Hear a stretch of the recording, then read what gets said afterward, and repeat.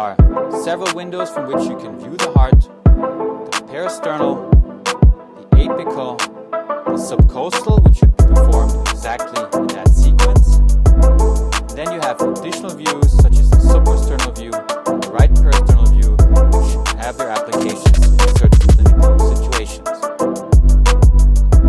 There are several peristernal views, so-called long axis views. There's a peristernal long axis view of the left ventricle and a peristernal long axis view of the right ventricle. There are several short axis views, which are approximately 90 degrees to the long axis views. The first one that you will perform is the one at the base, where you have the aorta at the center and the structure surrounding the aorta being the left atrium, the right atrium, right ventricle outflow tract, and the pulmonic artery. If you tilt the transducer downwards, you would get a short axis view of the mitral valve, with the mitral valve here in the center and the LVOT. If you tilt the transducer even further, you get a short axis view where you have portions of the mitral apparatus visible. And if you tilt the transducer even further down, you get a short axis view where you have the papillary muscle.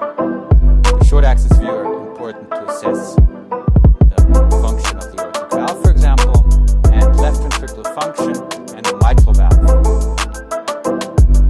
The apical views are performed from the apex, which lies somewhere in the region of the 5th intercostal space. Probably the most important view being the four-chamber view, the left ventricle, right ventricle, left atrium, right atrium visible.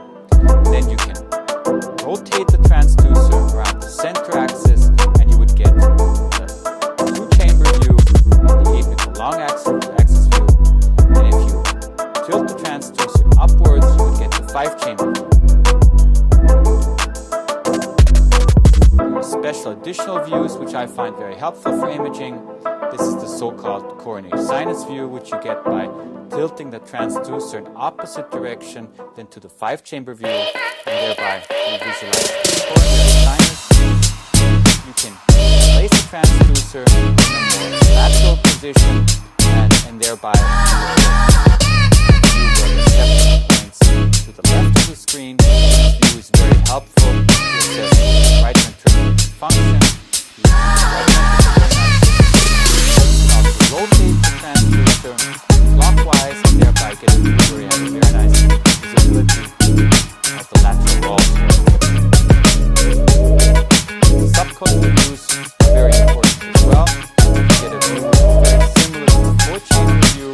This time you have a separate right to the screen. You can see the pericardium very nicely and the four chambers. Short axis views are performed from the subcostal approach, the same as the peristernal approach. Again, very similar view than the short axis view at the base, the aorta in the center. You have short axis views in the left ventricle, which allows you to see the inferior and particularly helpful other pathologies which involve the inferior vena cava.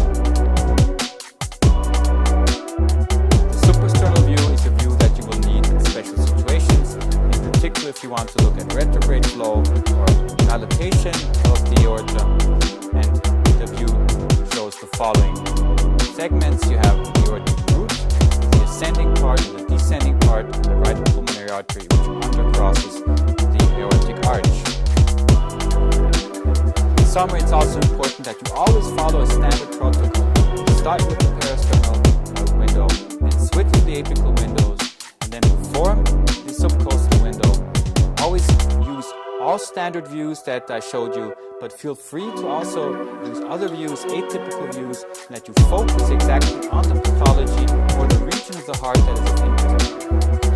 M-mode still has its importance, basically only two applications. First, measuring the size of the aorta in the left atrium, and second, measuring the left ventricle, the septum, and left ventricular function.